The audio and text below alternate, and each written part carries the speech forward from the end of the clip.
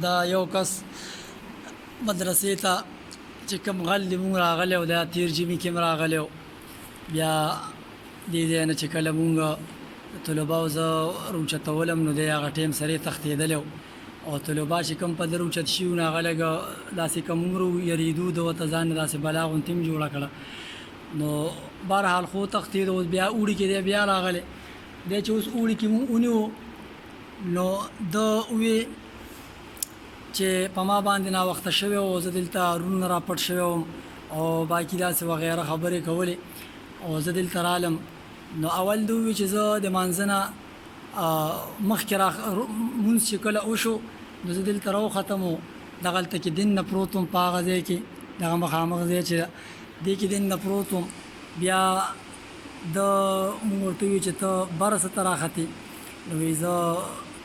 راپټ شوی وم رونه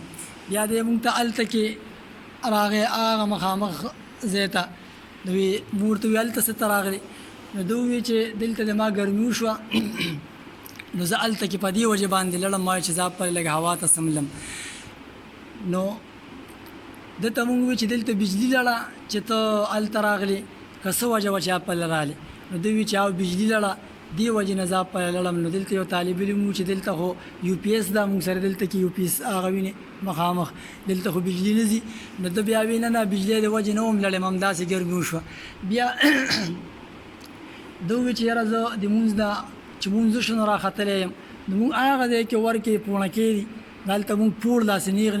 ولیدو چې نیغ پول ولاړو په هغه پوړ دی بره په هغه ور باندې راوړېدلی ده بره لږ غوندې درس شته نو مونږ ورته وویل دغلته دا پوړ چې ده نو ده وویل نه زه مونځ نه مخکې نه یم راختلی مونځ نه پس نه یم راختلی مونځ نه زه مخکې راختلی یم نو مونږ ورته وویل دغلته دا پوړ دې څه ته راخېژولي دغلته ما مونځ کول نو په دې پوړکو ځای کې دغلته دومره ځای نشته چې سړی پکې مونځ وکړي بیا هغې نه پس ده وویل چې نه زه بره روټۍ چې پرتې دي دغلته دغه روټو ځای کې زه بره پروت وم ځان ته مې پوړ اچولی و بیا یو طالب علم چې کاري صاحب د ما بالغ سر ته باټوه پرته وه په هغې کې 320 روپۍ پرتې وې نو مونږ ورته وویل چې هلکه هغه پیسې راکړه نو د جب نه مونږ باټوه راووښه نو په هغې کې 320 روپۍ پوره پرتې وې هغه طالب علم نه ما نښه نشانه واخیسته چې بھئی تا پیسې څنګه وي نو هغه د پیسو د لیدو نه مخکې دا خبره وکړه چې ما سره 200 نوټونه پکې سلو یو د 500 نوټو او باقي ټول 10 روپۍ وې اکه پیسې د په باټوې کې برآمد شو وروتې پکې بیا دوی چې ما دا پیسې په مزدورۍ پیدا کړې دي نو یو پېره مونږ د په باټوې کې واپس هغه پیسې کېښوې خو بیا هغه پیسې ته مونږ راووښت چې هغه ماشوم صحیح نشانه ورکړه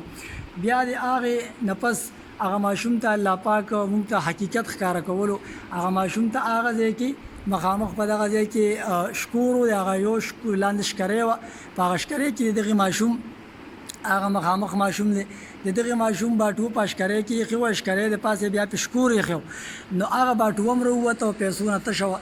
دا کس مونږ پسې پته نه لګي تیر ژمي کې م راغلی او دې ژمي کې م راغی چې پار سازش باندې راغلی ده دې وخت کې مونږ نیولی خپې هم ورته تړلي لاس هم تړلی دی نه پس بیا انشاءالله دې چوکۍ ته ځي او مونږ حکومت ته دا درخواست کوو چې هغه پوره په دې باندې کاروایي وکړي چې د په کوم نیت باندې او څنګه راغلی او د مونږ پوره سپورټ وکړي دا ټول طلبا ناز دي د الله کلام ته ناز دي د الله کلام لپاره راغلي او مونږ پسې دا غل راغلی د سره به نور ملګري مې حکومت ته دا درخواست کوو چې به د نور ملګري م راوباسي او دې کس سره پوره کاروایي وکړي دا چې څومره خبرې مونږ ته وکړې هغه په هغه سات باندې به دروغ ثابتې دي هغه سات باندې به دروغ ثابتې دي دې کې مونږ ټولې خبرې مخې ته کړي جزاکم الله خیر